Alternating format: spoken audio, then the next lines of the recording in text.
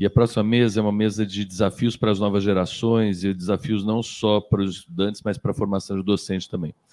E aí, convidar o Ari Gadelha, que está chegando aqui, a Fernanda Gaspar, para vir para a mesa, por favor. O João Breiner, a Karina, que vai entrar online, o Lucas, depois vou apresentar vocês com o nome incompleto, Lúcio, da Nefro, Marina, da Fono, que eu vi aí, o Tiago, do DDI, e o Wagner, da Uftalmo. Oi, Cá. Oi, vocês estão me ouvindo? Sim, senhora. Ótimo.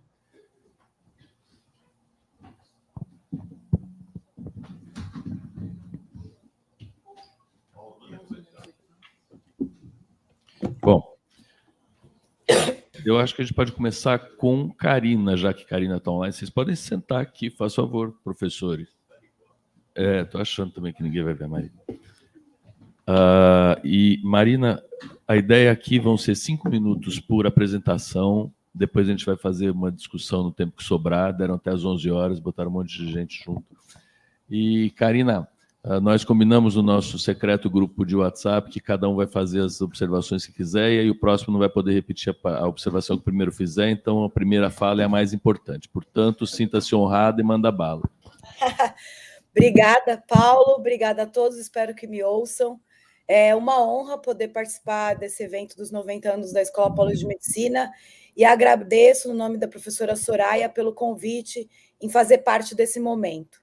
Mas, ao mesmo tempo que eu fiquei muito feliz, eu também fiquei um pouco preocupada de pensar nos desafios, porque faz com que a gente tenha que olhar para os problemas. Então, eu escrevi um texto para me ater aos meus 5 minutos, e vou ler.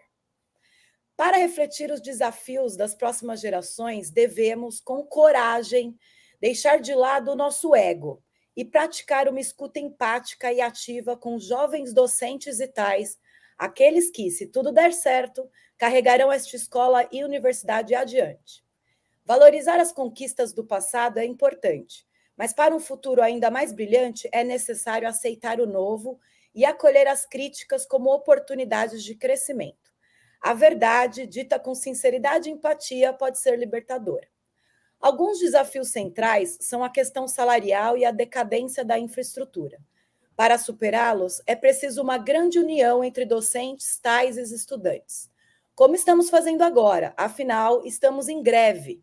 Tenho certeza que aqui, ao se preocupar com o futuro da Escola Paulista de Medicina, todos e todas compreendem a importância da greve atual, que é uma luta legítima que garante melhorias para nós, atuais servidores, mas, sobretudo, garante os sonhos dos futuros docentes, tais e estudantes da nossa escola. Por isso, os jovens contam com o apoio dos mais experientes para garantir as excelências que virão nos próximos 90 anos e mais. Além dos desafios materiais, temos muitos outros, como, por exemplo, as relações interpessoais. Destaco a necessidade de valorizar o trabalho das mulheres, reconhecendo a diversidade, incluindo quando não se encaixam nas expectativas dos estereótipos.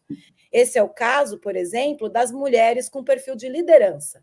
Nós não somos agressivas, nós somos assertivas. Garantir o enfrentamento de qualquer forma de discriminação ou assédio é crucial. Afinal, a verdadeira excelência não conhece gênero, cor de pele, orientação sexual, mas sim talento. E quantos talentos serão esmagados pela sobrecarga de trabalho? Dizem que a melhor forma de ganhar mais trabalho é fazer um bom trabalho. As novas gerações precisam quebrar esse ciclo, valorizando quem faz bons trabalhos e exigindo aprimoramento de quem precisa contribuir mais e melhor. Esses e outros desafios criam um cenário preocupante: a desconexão entre o docente ou o TAI e a instituição, que pode levar ao individualismo ou até à exoneração. Garantir um sentimento de pertencimento e a permanência dos professores e tais é uma preocupação central, como que já se não bastasse a permanência dos estudantes. O ambiente universitário deve valorizar e apoiar o desenvolvimento de todos e todas. Isso também envolve ações que não dependem de novos recursos financeiros, como aprimoramento da estrutura burocrática, letramento institucional, promoção de uma cultura de apoio mútuo e colaborativa, programas de mentoria, oportunidades de desenvolvimento profissional, espaços para trocas de ideias, como essa e outras.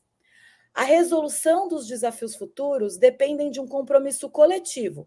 Ao unir forças de forma racional, evitando os envolvimentos passionais, podemos reinventar as excelências da nossa instituição.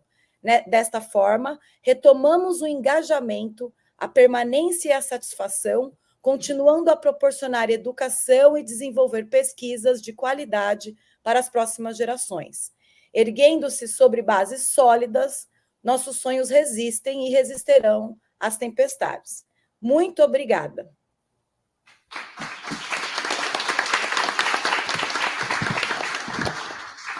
Obrigado, Karina. Acho que a gente repercute no fim da mesa. E vou quebrar protocolo, continuar quebrando. Wagner, você está aqui como último, então você vai ser o primeiro, tá bom? Wagner Rogério. Sim, senhor. O Wagner Rogério dos Santos é docente do Departamento de Oftalmologia e Ciências Visuais, e eu entendi que você está muito a fim de falar sobre tecnologias e as ligações entre as pessoas. Então você manda bala. Pensamos junto. Precisa do microfone? Somos todos dependentes da tecnologia, então. Bom, primeiro é uma honra para mim estar aqui falando, né, no 90 anos de Escola Paulista de Medicina. É algo, para mim, muito emocionante. Para mim é uma honra estar dividindo a mesa com tantos cientistas assim jovens. Eu não sou tão jovem assim, então eu agradeço 2 vezes a homenagem, né? E espero que daqui a 100 anos a gente possamos estar todos aqui com a ajuda da ortopedia, né, professora? Está tudo certinho e com uma educação equânime, equilibrada. É difícil falar sobre os desafios do futuro como a gente colocou, né? A gente não sabe o que vai acontecer, mas eu acho que se eu pudesse, né, conversar com quem está começando agora, acho que a palavra que eu falaria para todos é não desistir. Não desistir, porque a ciência, ela é isso. É você produzir, é você desafiar as questões, é você ser resiliente, é você gostar de estudar, né, porque estudar demora, né, que eu acho que isso que é um grande estigma que a gente está vendo hoje, que a gente pode aprender muitas coisas na internet, mas não é bem assim. A gente sabe que estudar demora e a ciência, ela exige esse refletir, esse discutir, esse aceitar críticas contrárias, que é difícil, né, a gente conseguir lidar com isso, mas principalmente a gente não colocar a tecnologia como novo soma, né? A impressão que eu tenho, soma que não sei se todo mundo leu aquele livro Admirável Mundo Novo, né? Então, os que tiverem tecnologia vão ser os diferentes e os que não tiverem não vão ser diferentes. Eu acredito que cientificamente, o conceito básico do conhecimento, que é você estudar, pensar em algo novo e propor uma nova mudança, pode sim, em alguns momentos, depender da tecnologia, mas depende muito do indivíduo, né? O ser humano que faz a pesquisa é a pessoa que propõe a mudança, né?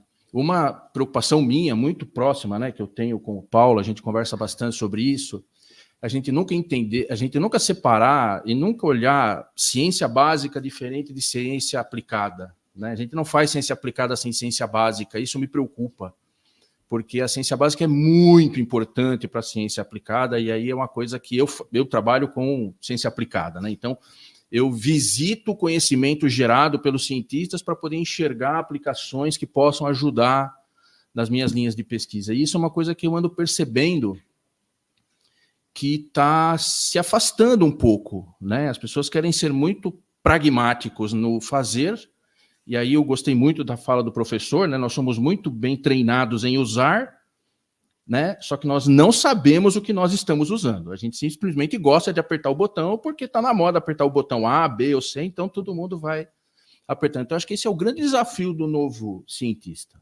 do novo pesquisador e do novo professor, que vai estar dentro da sala de aula, né? Como que ele vai lidar e falar assim, olha, a gente precisa saber a inteligência artificial, mas a inteligência artificial, ela vai estar aí, vai. A gente não sabe como vai ser daqui 3 anos, daqui 2 anos. A gente não sabe nem o que vai ser o mês que vem, né? Porque os caras lançam tanta questão.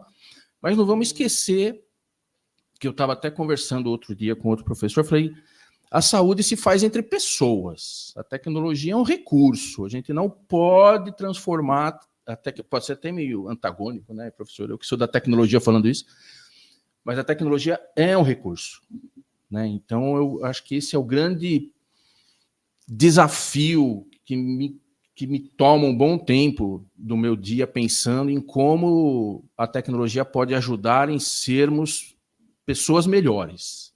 A tecnologia ela é usável, ela é usada, né? Mas cientificamente, como que a gente vai pensar em termos de tecnologia, né? Eu acho que esse é um desafio, esse é o mais crítico que eu acho. Olhe para as ciências básicas, olhe para aquilo que pode vir a ser, porque a tecnologia é muito interessante, ela pode vir a ser, eu não sei se já deu 5 minutos, se deu, você puxa meu paletó aí, hein, Paulo? Então, para os novos cientistas, para os novos pesquisadores, para os novos docentes, eu acho que a palavra é vamos em frente, porque vai dar tudo certo no final. Obrigado. Não sei se era isso, mas... Tenho mais 5 segundos, mas quero lembrar do Marlon. A gente teve um pós-graduando chamado Marlon Ribeiro da Silva. E ele pegou a experiência do professor Dante Galliani, que tem um laboratório chamado Laboratório de Humanidades, onde através da leitura se faz crítica das relações humanas, leitura de clássicos. Ele pegou isso para fazer uma leitura crítica dos desenvolvimentos tecnológicos pelos alunos de tecnologia oftálmica. Então, Frankenstein é o óbvio. Então, por que você está fazendo isso? Acho que essa é a grande pergunta, né? Por que a gente está usando os equipamentos e como é que a gente vai desenvolver esses equipamentos se a gente faz parte do desenvolvimento disso tudo? É um bom desafio, né? Bom, então vamos continuar aqui, e aí, ainda de trás para frente, ninguém melhor do que o Tiago Michel de Brito Farias, do DDI, para falar sobre tecnologia, né? Isso está imprintado, mas até vocês estão pedindo para a gente falar por que a gente quer aquele exame, né? É porque isso ajuda bastante. Tomara que isso seja cada vez maior. Bom, primeiro queria agradecer a todos aqui pelo convite também.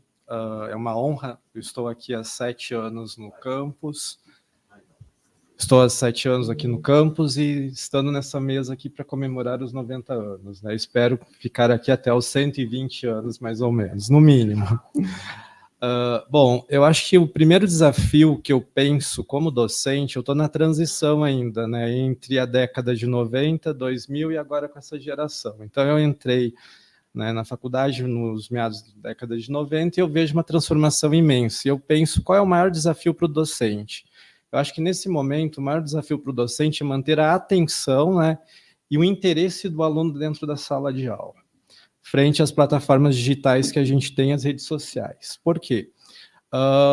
É uma revolução, a gente sabe que existe essa revolução digital, né, do meados de 2000 para cá, e o aluno ele passou a ter um maior aproveitamento dessas plataformas na pandemia, e a gente foi inserido também nessas plataformas aterrorizados, né?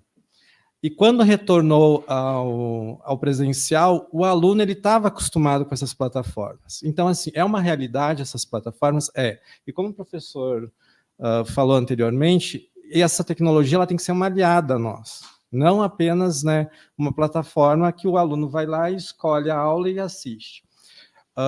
Mas como eu vou manter esse interesse? Então, eu comecei a pensar, a gente também tem que pensar e ver as gerações anteriores. Na década de 2000, 90, 2000, a interação maior da aprendizagem era aluno, professor e conteúdo. Hoje, a gente pensa nessa interação como plataforma digital, o professor fica no meio e o aluno. Às vezes, a gente está dando aula, o aluno está ali no celular já olhando uma plataforma digital. Mas como eu vou atrair esse aluno para aquele interesse daquela determinada aula? Eu penso que essa atração deve ser pela experiência do docente.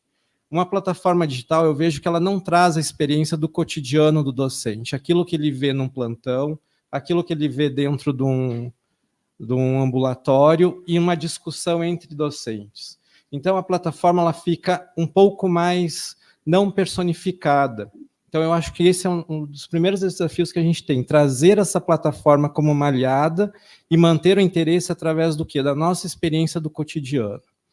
E o segundo desafio que a gente tem, eu acho, como docente, principalmente da área da tecnologia, por exemplo, como o professor Paulo falou, é trazer um empreendedorismo para essa geração. Essa geração, ela tem uma grande carga de informação, e ela é uma geração que pensa mais rápido em relação a essas informações. Eu não sei como trazer esse empreendedorismo. Por quê? Empreendedorismo, quando a gente fala, não é uma ciência, não é uma arte. É uma maneira que a gente tem de pensar, acreditar naquele determinado projeto e aplicar. E quando não dá certo, o empreendedor, o que ele pensa? Que aquele problema que não deu certo é apenas um aprendizado. Muitas vezes a gente pensa que um problema é que não tem solução. Já o empreendedor, não. E eu vejo que a universidade, a Unifesp, ela está pensando também no empreendedorismo. E foi bem interessante que na residência do DDI a gente criou, né, um setor de empreendedorismo. E o mais interessante é que não é o aluno que está aprendendo, somos nós, docentes, que estamos aprendendo com os alunos.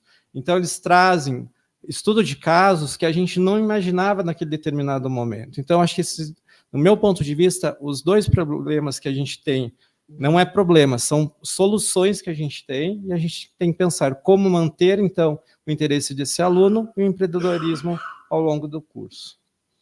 Acho que deu 5 minutos. Obrigado.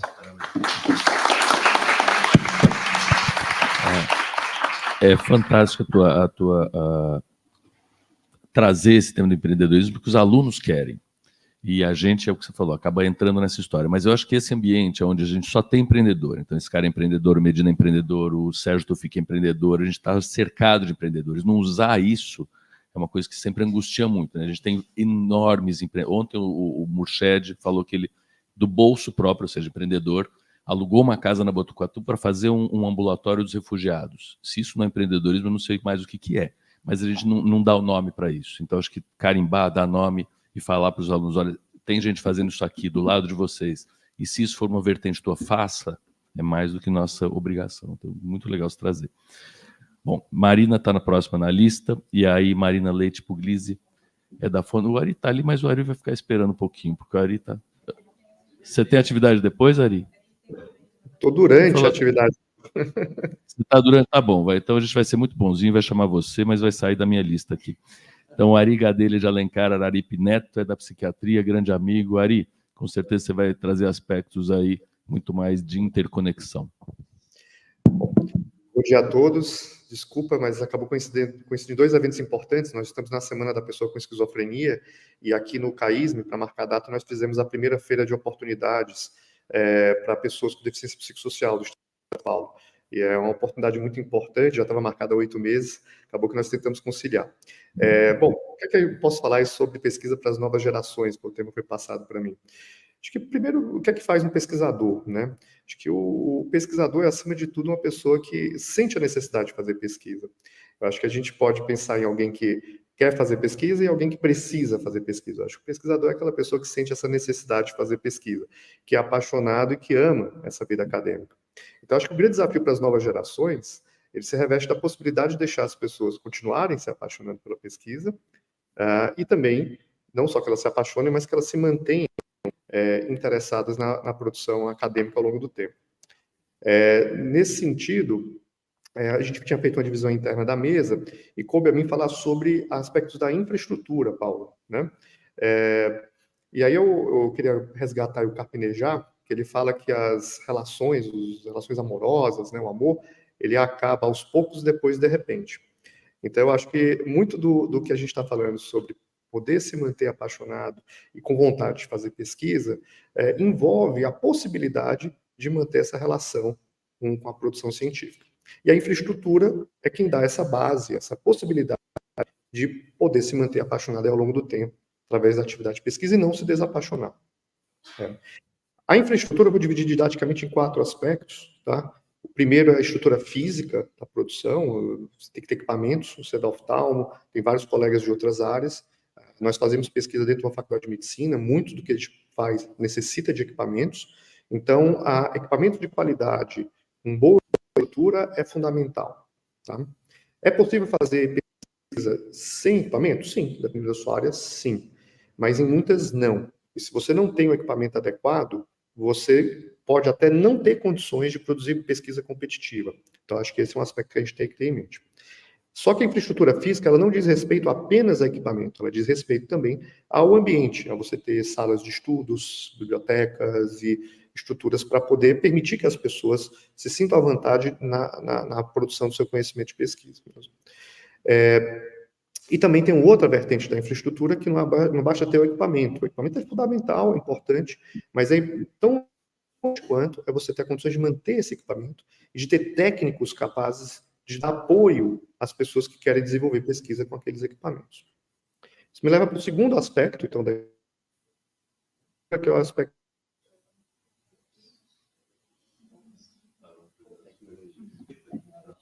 a gente ter essas pessoas, e aí envolve bolsistas, né? Os bolsistas tendo condições de produzir o seu conhecimento, e a estrutura de financiamento de bolsa, eu acho que ela funciona no Brasil, o valor está super depreciado, e aí é difícil manter a paixão ganhando tão pouco, né? Pedir para o aluno doutorado ter dedicação total à produção de conhecimento, sendo que ele muitas vezes não tem condições de se dedicar totalmente, é muito difícil, por isso que a gente tem que lutar para que as bolsas tenham um valor adequado e sejam reconhecidos. E tem a estrutura mais permanente do grupo. Um grupo de excelência é um grupo que vai conseguir se manter muito tempo produzindo, né, para poder desenvolver linhas de pesquisa apropriadas. E aí, nesse sentido, a gente ter condições de manter essas pessoas é muito importante. Eu acho que aqui é um dos aspectos que a academia brasileira tem que rever, porque a gente consegue produzir muitos mestres e doutores, mas a gente não consegue dar lugar para eles, tá? Para que eles possam se manter. A gente tem uma verdadeira fuga de cérebros. Eu acho que a academia não tem a obrigação de dar conta de todos as pessoas que são formadas, mas eu sinto falta de a gente poder ter a continuidade da carreira de pesquisador de uma forma mais clara e assertiva, né, e com financiamento adequado para isso. Acho que nossos instrumentos nesse sentido são muito rudimentares. Eu falei da estrutura física pessoal, vou falar agora de financiamento. E aí aqui também é importante destacar que o financiamento é tudo. São Paulo é a locomotiva da pesquisa no Brasil, porque temos a FAPESP. A verdade é essa. A FAPESP é uma instituição ímpar no contexto brasileiro de subfinanciamento de pesquisa, em que nós temos o luxo, né, não o luxo, né, mas a possibilidade de ter a FAPESP. E nesse momento todos temos que lutar para manter a FAPESP do jeito que ela tem se mostrado ao longo dos anos. Só que nós temos um problema. A estrutura de financiamento no Brasil, ela é muito voltada para projeto e pouco voltada para estrutura e equipes de longo prazo. Então, eu acho que esse gap, em termos de financiamento, ele tem que ser repensado. E aí a gente tem que ter inovações. Eu acho que a academia tem que se abrir, né, sair do mundo estritamente interno e fazer parcerias com entes privados, com a sociedade, para que ela consiga não sobreviver, que é o que a gente consegue agora, mas que ela consiga ir além disso. Tá? Então, o terceiro elemento é o financiamento. E o quarto são as questões regulatórias. Uma coisa que acaba pesquisador, eu falei de amor, de paixão, e a gente pode falar quando o tesão vai lá para baixo, né? Não vou usar outro termo aí para a gente não manchar aqui o vídeo, mas é a questão das fases regulatórias. Aprovação no Comitê de Ética. Hoje, um projeto de grande porte, ele vai para a CONEP, Comissão Nacional de Ética em Pesquisa. Eu acho quase impossível para o projeto levar menos de um ano para ser aprovado na CONEP.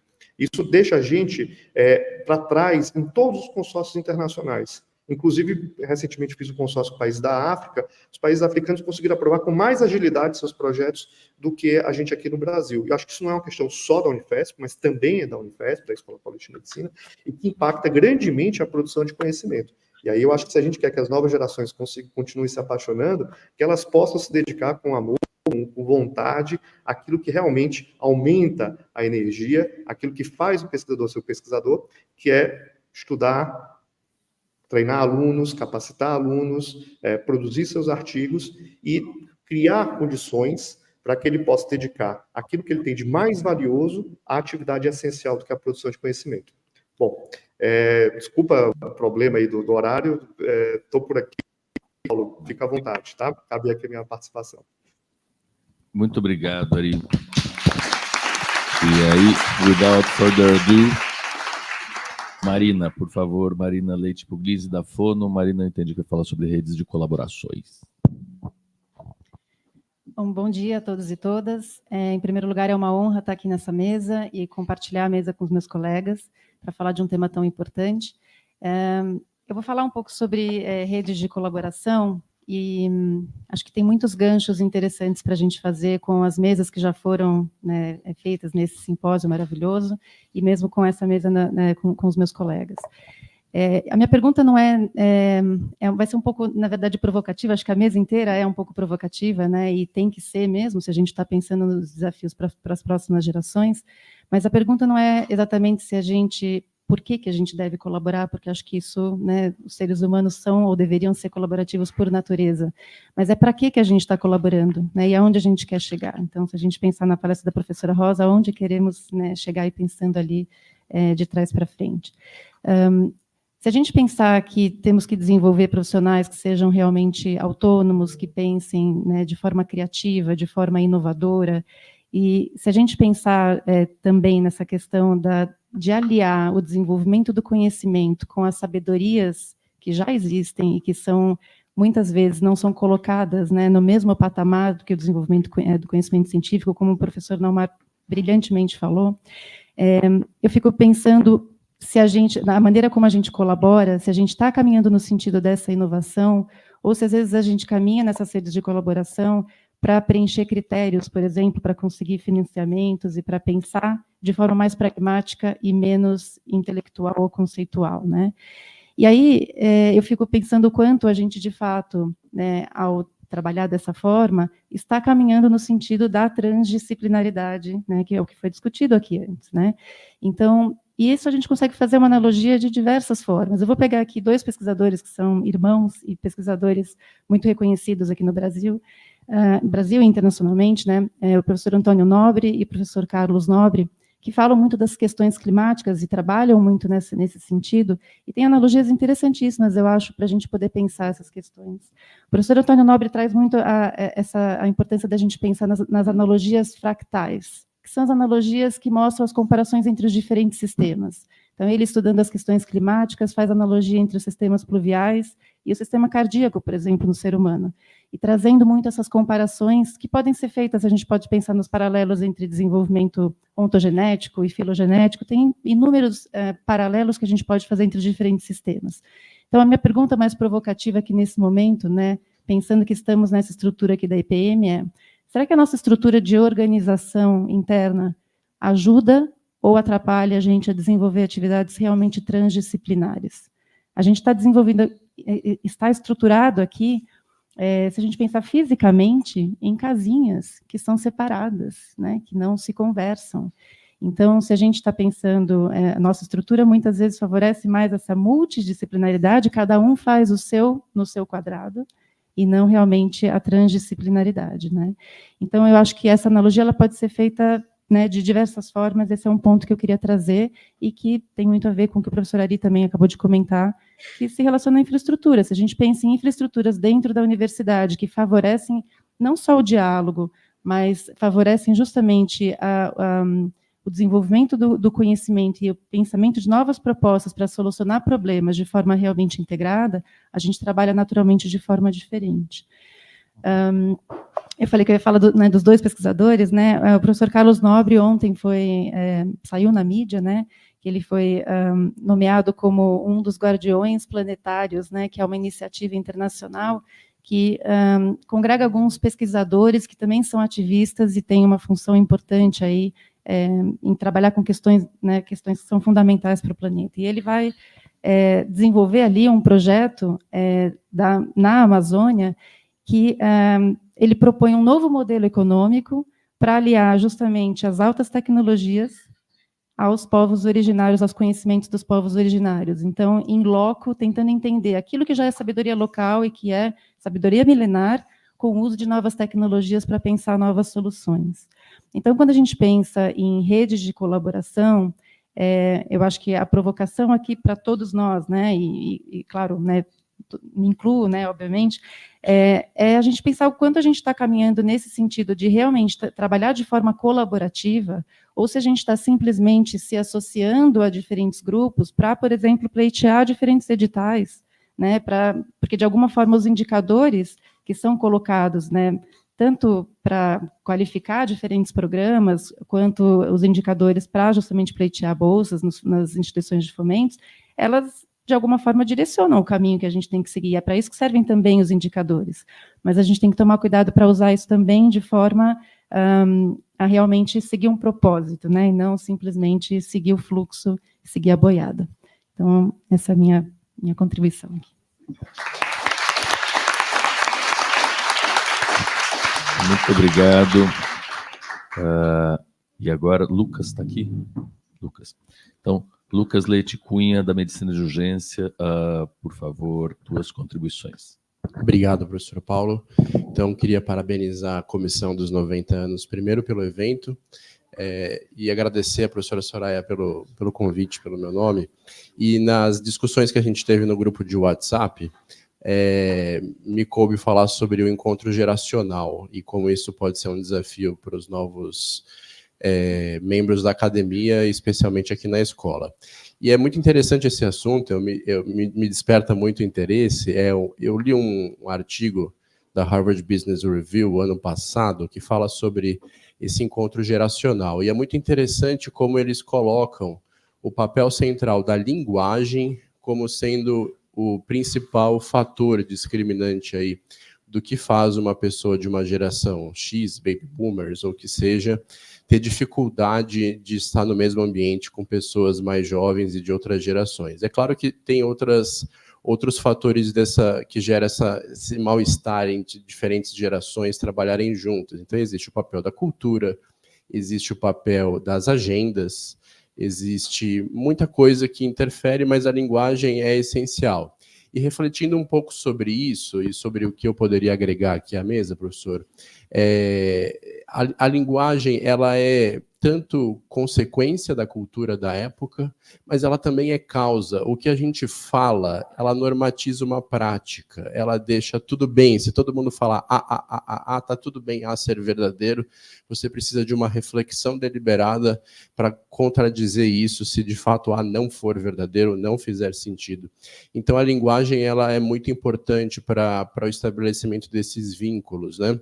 E eu penso que, e nesse artigo da Harvard Business Review, eles colocam o papel dos millennials, que seriam, não gosto muito dessa classificação, mas seria mais ou menos a geração dessa mesa, como estabelecedora de pontes entre as diferentes gerações, né? E é super interessante isso, porque o desencontro dessas agendas, principalmente, gera situações insatisfatórias. Então, o mimimi é um exemplo disso, né? É a forma como as pessoas encontram para dizer que a sua agenda, para mim, não é válida. Então, é mimimi, então não é ok. E não é verdade, né? E a gente aprende muito com esses encontros. E aí, para finalizar, eu queria trazer para vocês uma experiência muito bacana que a gente teve num ecossistema nosso lá no 11º andar do EP2. Por quê? Quando eu vim aqui para a escola, então eu fiz graduação, residência, pós aqui, e acabei ficando pela escola com muito amor e carinho. E eu fiz tudo no 11º andar, e tive o privilégio de ter diversos mentores aqui, o professor Magnus, o professor Rui, o professor João, que está ali no fundo, o João Roberto, e são pessoas mais velhas do que eu, de gerações que me antecederam, e ali naquele ambiente convivem pessoas que têm 78 até 18 anos, né? E como que a gente fez para aquele ambiente ser leve, frutífero e produtivo do ponto de vista científico? Bom, não é fácil, existe aí um esforço diário, contínuo, mas o ponto prazeroso ele se torna nesse estabelecimento de pontes. Quando eu vim para cá para a escola, já como docente ano passado, os meus alunos, basicamente de iniciação científica e doutorado, tinham 21, 23 anos. E eu fiquei pensando como que eles poderiam ser enriquecidos por pessoas como o professor Rui Maciel, que tem 70 e poucos, sei lá, uma geração que nos antecedeu. E aí, para achar essa solução, a gente criou um grupo que é o Think Tank, que é o tanque de ideias, né? É um grupo que se reúne periodicamente junto com esses professores para discutir temas que são relevantes para a sociedade, academia e para o nosso laboratório, para o nosso grupo, né? E aí eu fico com essa posição de estabelecer a ponte da linguagem. Então, converso com o professor Rui, ele conta as histórias dele, de quando ele era graduando, e eu falo, não, então, isso tem uma super relação com vocês, e isso aqui a gente pode aprender dessa forma, e a gente vai fazendo essas conexões. O professor João fala do ambulatório, de um paciente que ele viu, e assim, e a gente vai, e aí eu falo, olha, tá vendo, Vitor, isso aqui na sua tese de doutorado é super aplicado. E essas pontes, eu queria deixar marcado alguns aspectos. Primeiro, que ela requer uma energia, ela é ativa, ela deve ser proativa. Não existe de forma natural essa conexão se estabelecer de forma permanente. Então, a gente tem que ir atrás disso. Segundo aspecto é que ela deve trazer de nós uma predisposição a se desconstruir no sentido de você refletir sobre as suas próprias práticas. Porque está tudo bem, está tudo tão estabelecido com o que você tem de cultura e de forma de ver o mundo, você nunca vai enxergar as outras agendas como válidas. Então, isso requer de nós um esforço contínuo de falar, ok, aquilo que o estudante traz para mim como preocupante faz sentido e eu vou atrás disso, né? E é um desafio, mas eu acho que é produtivo para a nossa escola, pensando que a gente quer chegar aos 100 e passar dele, então a gente tem que trabalhar junto com essas novas gerações. Então, eu fico muito feliz de estar nessa mesa, de trazer esse tema para a discussão, trazer a pauta. Eu vejo aqui muitos dos meus professores que influenciaram, a professora Soraya teve um papel nisso tudo, a professora Marise, o professor Magnus, e eu fico muito feliz de que isso seja um tema que nos preocupa.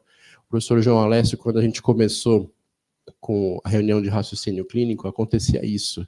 Os professores, o professor João Alessio foi um dos que estabeleceu essa ponte entre os professores Henrique Lederman, a Dagmar Andriolo e as novas gerações, e fez uma discussão super fértil sobre raciocínio clínico. Então, esses modelos têm que ser aplicados, e eu acho bacana que isso seja uma pauta aqui. Obrigado, professor.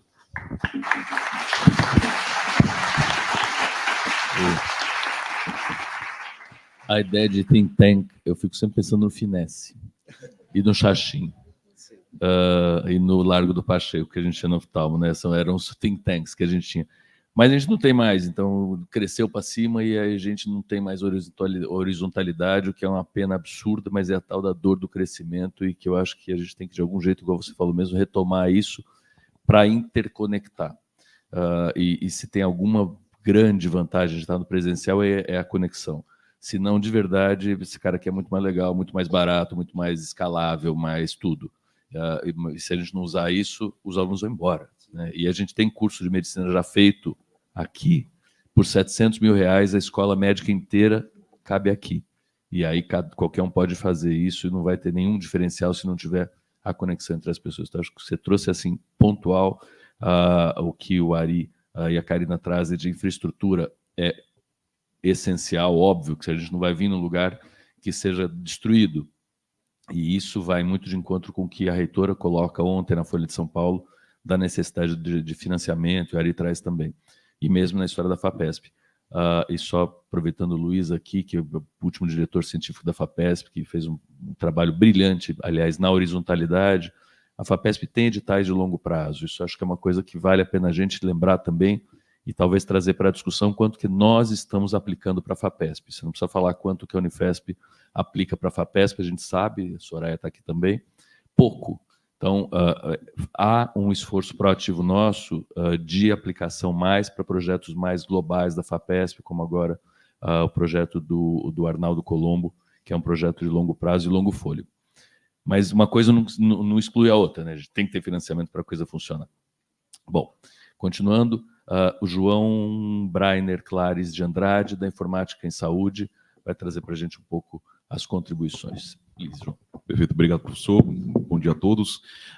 Eu queria só fazer um adendo, que o professor comentou há pouco tempo sobre em 100 anos estarmos aqui. Provavelmente nós não estaremos aqui em 100 anos, professor, fisicamente, mas eu espero que talvez um Android consiga com um avatar, usando a nossa voz, usando o conteúdo, respondendo ao conteúdo baseado nas publicações que nós fizemos na internet. Então, Para quem tiver interesse sobre o tema, tem um vídeo muito interessante que eles conseguiram reproduzir a fala de um pai de um jogador de futebol que ele pedia para fazer um gol no Maracanã. Então, eu acho que isso, em 100 anos, nós teremos certamente, eu espero que nós, como academia, estejamos preparados para desenvolver esse tipo de habilidade. Eu vi uma palavra quando eu cheguei aqui na Unifesp em 2017 e venho ouvindo desde então, que a palavra ouvir, participação, estar alinhado àquilo que a sociedade precisa.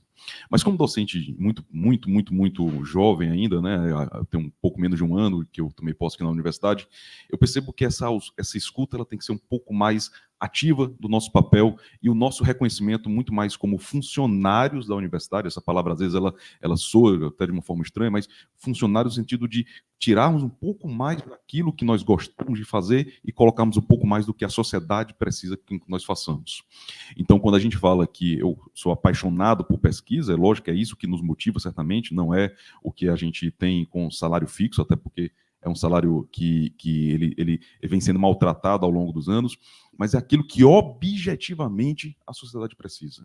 É aquilo que objetivamente o seu Francisco, que vende o conteúdo dele lá fora, precisa que esteja na mão dele, ou precisa que esse processo seja criado para melhorar a vida dele de uma forma prática, de uma forma objetiva, de uma forma palpável. É esse conceito de produto que não obrigatoriamente está aliado ao lado comercial, mas que sim, deve estar aliado ao lado comercial, sim, em um certo ponto, porque é uma força motriz da economia que é a que rege a nossa sociedade.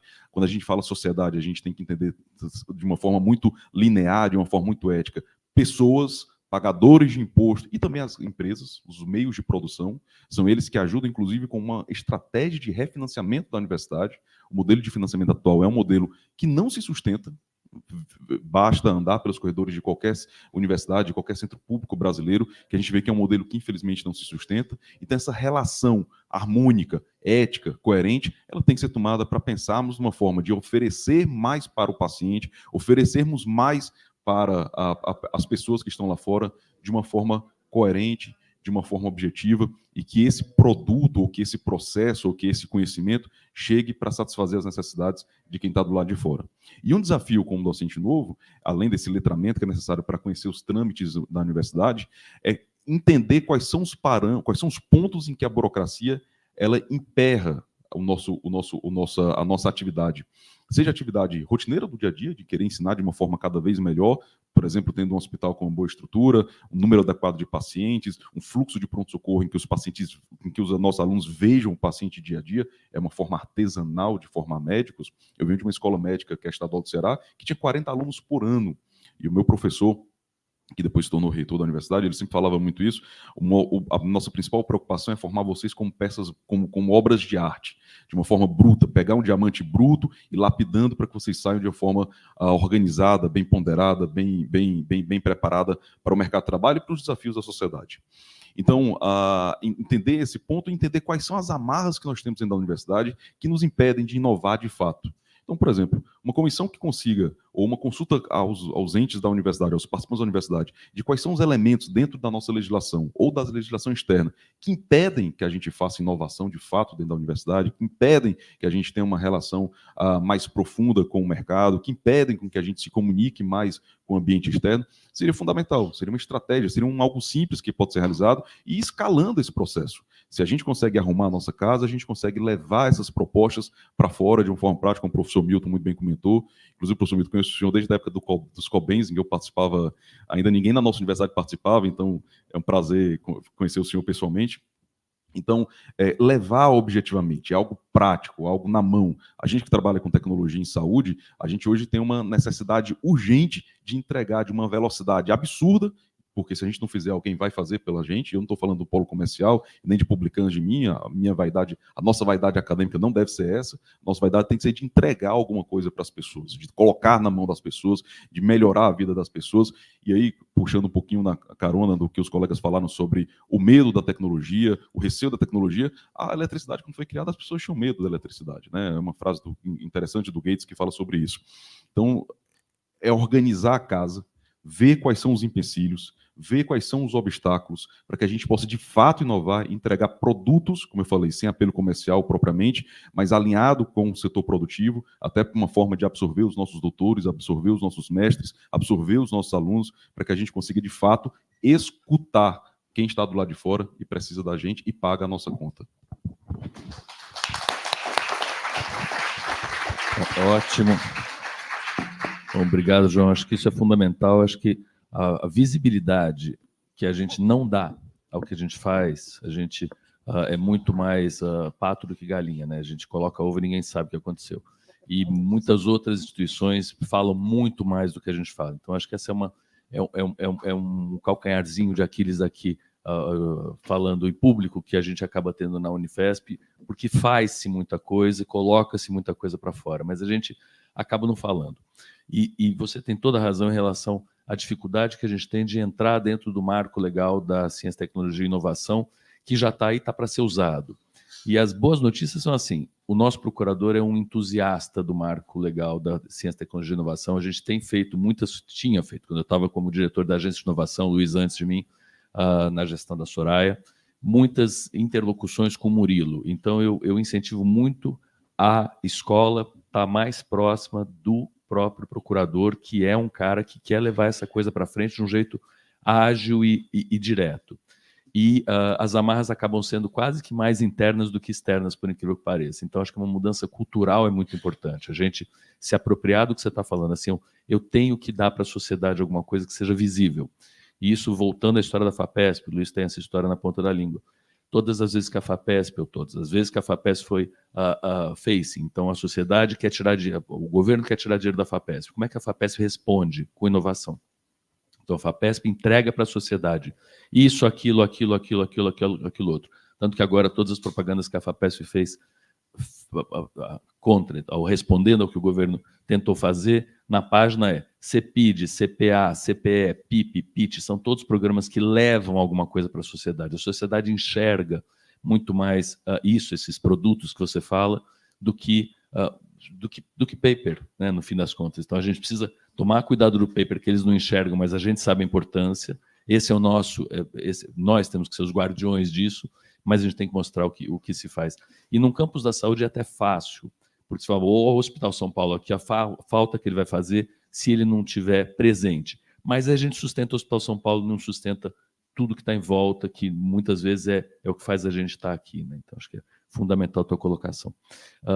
Fernanda Gaspar do Amaral, da Fisiologia, por favor, para você finalizar as falas, depois a gente abre um pouquinho para as perguntas, se tiver mais tempo. Tá bem, obrigada, professor Paulo. Bom dia a todos e todas. Eu agradeço a oportunidade de estar na mesa, também a professora Soraya por ter chamado, a oportunidade de a gente falar um pouquinho aqui. Eu vou alinhar um pouquinho a fala de todos os meus colegas, agradeço por todas as falas, então vou fazer o fechamento aqui bem rápido, eu escrevi para não me perder.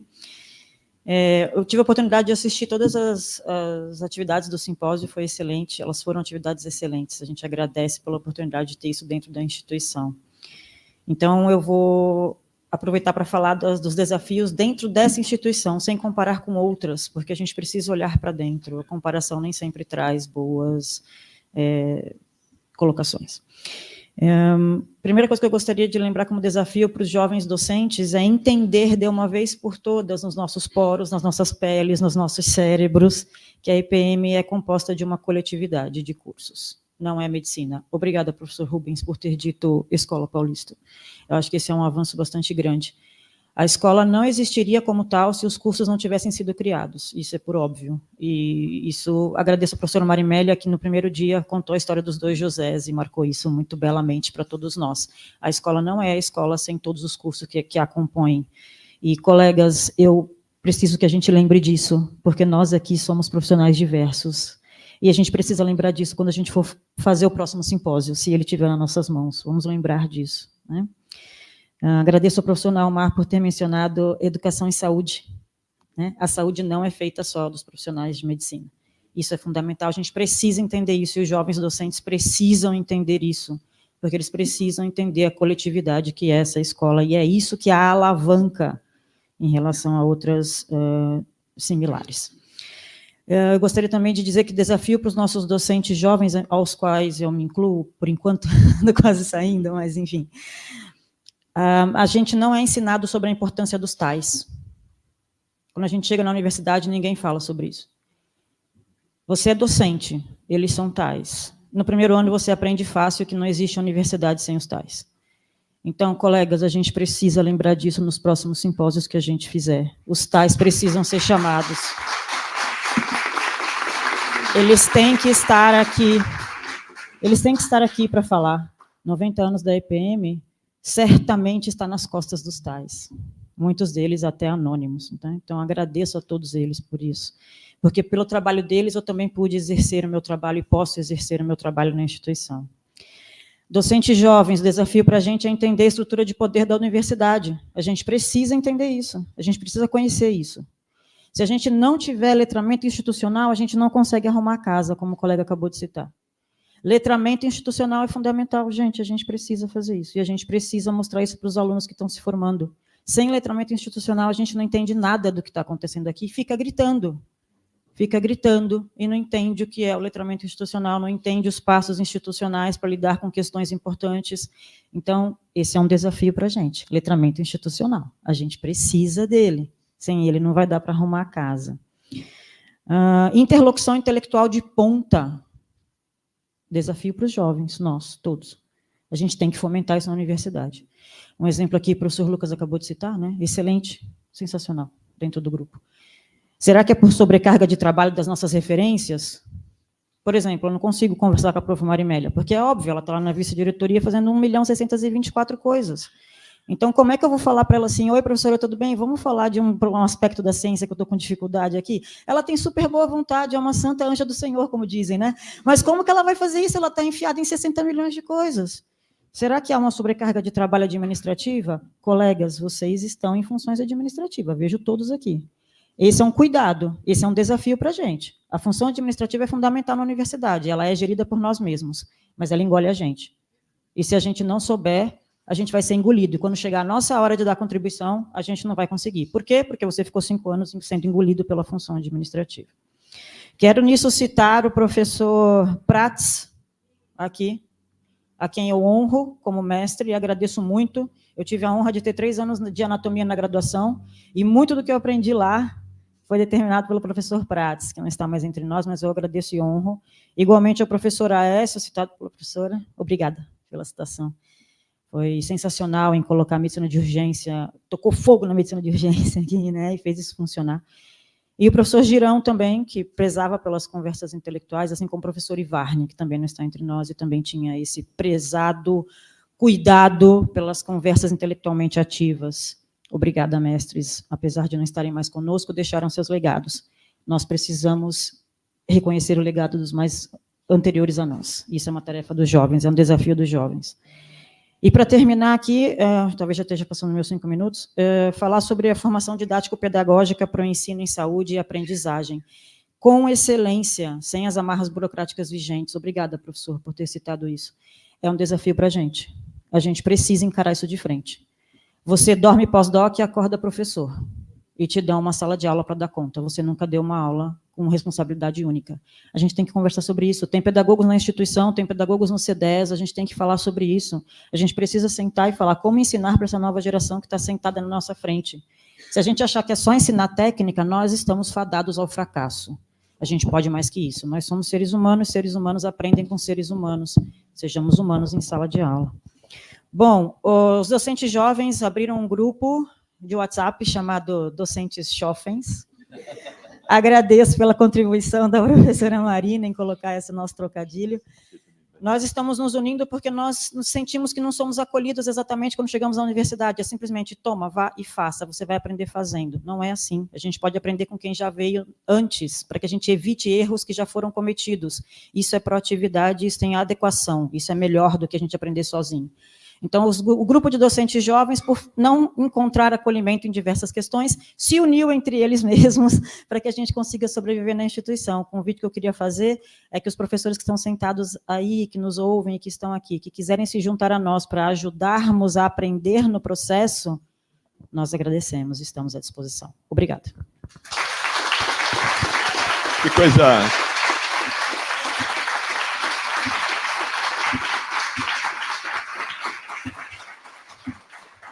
Que coisa fantástica, né? É tão bom ver uma sessão assim. Acho que as 2 sessões foram fantásticas. Todo mundo vai querer se inscrever no grupo docente jovem. Você vai ter que definir o que é docente jovem. Para minha filha de 16 anos, ela é velha, ela já tem 24 anos. Pois é. É melhor você fazer o docente jovem com CH daqui a pouco e botar o ano. 15 anos de casa, é por isso que eu estou parabéns. quase saindo. Mas vamos lá. Não, mas realmente, se fosse fácil, talvez não tivesse graça, mas a gente tem que tornar menos difícil as coisas. E é muito bom ver a riqueza da Escola Paulista de Medicina, que, aliás, eu volto a insistir, para mim é Escola Paulista. Para mim é paulista. Eu sempre fui mau aluno, não gosto de escola. É paulista, que é enfermagem, medicina, fono, tecnologia, tudo. E juntar tudo isso, e juntar as diferentes gerações também, né? Eu tenho a sorte de ter uma geração na oftalmologia muito melhor que eu, de modo que eu não preciso fazer nada, só observar e ver e aprender, né? Acho que nós tivemos uma lição assim muito grande. Agora eu queria levar mais um ponto assim que me irrita. Cadê a CAPES? A CAPES é uma agência que tem que ajudar a formar o quê? Profissional de nível superior. O Milton falou muito bem. O Milton é um jovem, ele tem que entrar no teu jovem, com o X, com o CH, o Naomar, esse é o pessoal. E tem que tirar uns velhos precoces dos grupos, tá? Reproduzir o passado não dá certo, tá bom? Não dá certo. Dá certo. Eu me irrito com essa história de preconceito, e agora tem o preconceito contra o velho. Então, poxa vida, vamos em frente, né? Tem que lutar contra o preconceito. Bom, cadê a CAPES?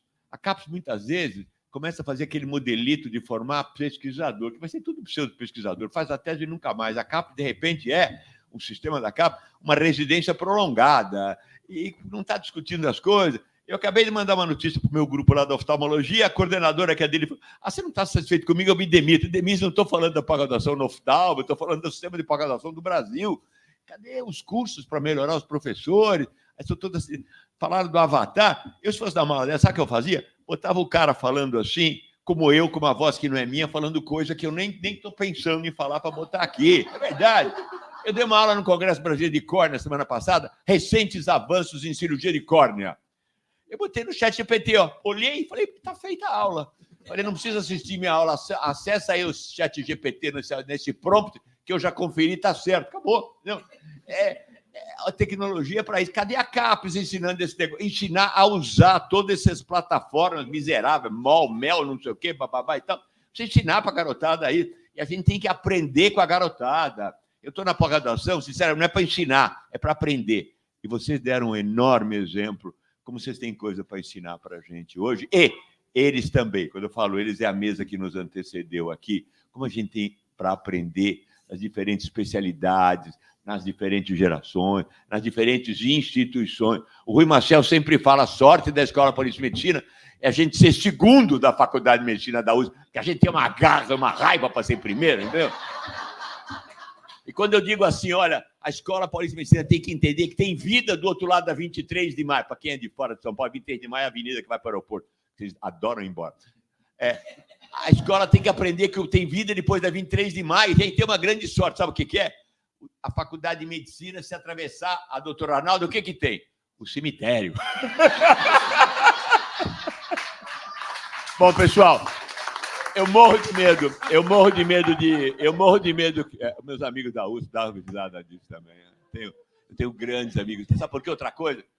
A minha turma de escola não tinha essa briga da Escola Paulista com a Faculdade de Medicina da USP, porque Nestor Chore e nós, a gente lutava junto com a USP contra a ditadura. Nós nunca tivemos antagonia no termo político com a USP, a gente era junto, Escola Paulista e USP, defendendo as mesmas bandeiras, né? Então, esse negócio de porco, índio, porco, tudo bem, é divertido, mas não pode deixar isso aumentar um espaço indevido.